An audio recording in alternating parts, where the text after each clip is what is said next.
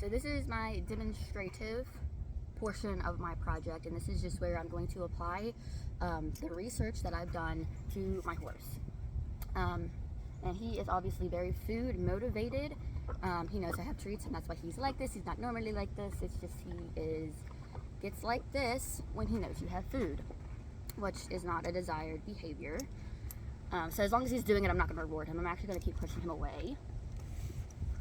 But anyway, the basis of learning for horses is they learn through experiences, and they don't think like humans do in terms of past, present, and future. They only associate things with good or bad experiences.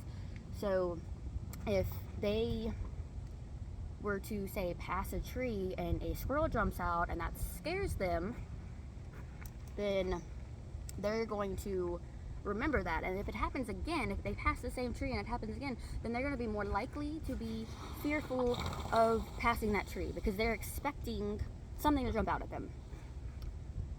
So that goes for, like, you hear about desensitizing horses.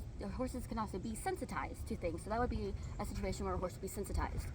And then you could desensitize them by just being in the area and rewarding them for standing still or being calm in the area.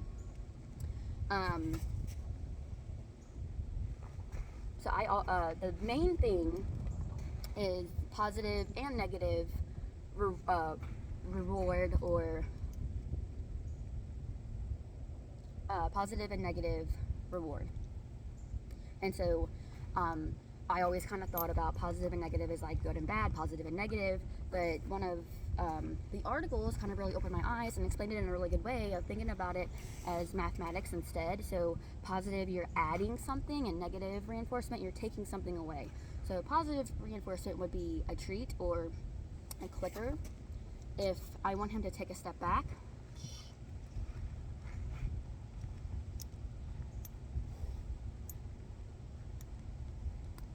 I'm going to move away a little bit. If I want him to take a step back, as soon as he does, I add a treat, I give him a reward, or you could also do it the same as a clicker, ask him to take a step back.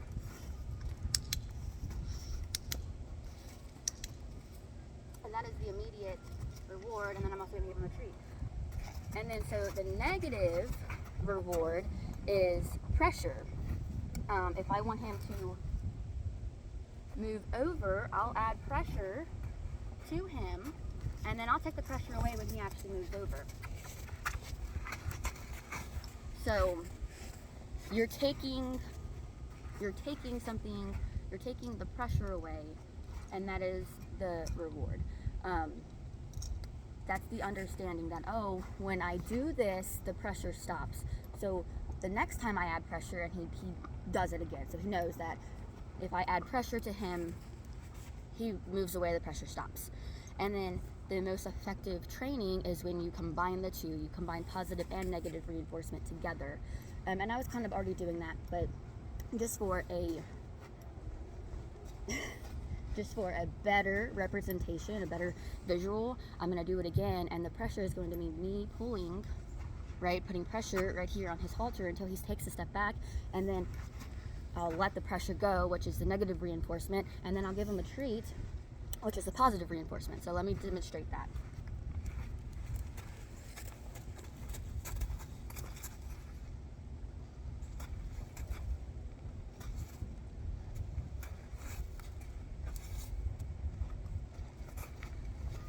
So very quick, I added the pressure, he took a step back immediately, let the pressure go, and I gave him a treat.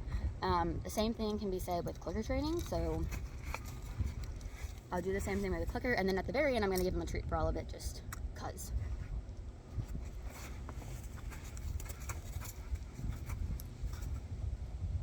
The negative.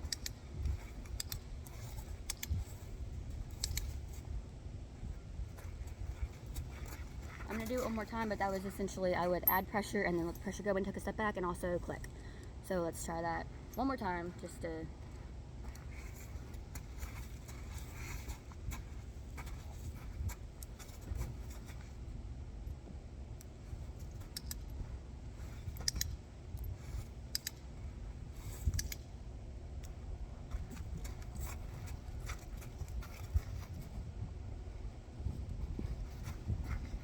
or a street.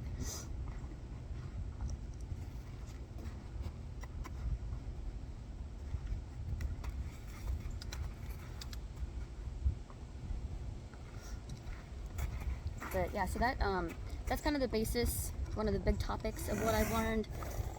And then in the written portion of my project, I'm going to go into more detail about how horses learn and all of those things, those concepts they learn. But I just wanted to have a nice visual representation of applying what I did learn to a real life situation, which is my horse.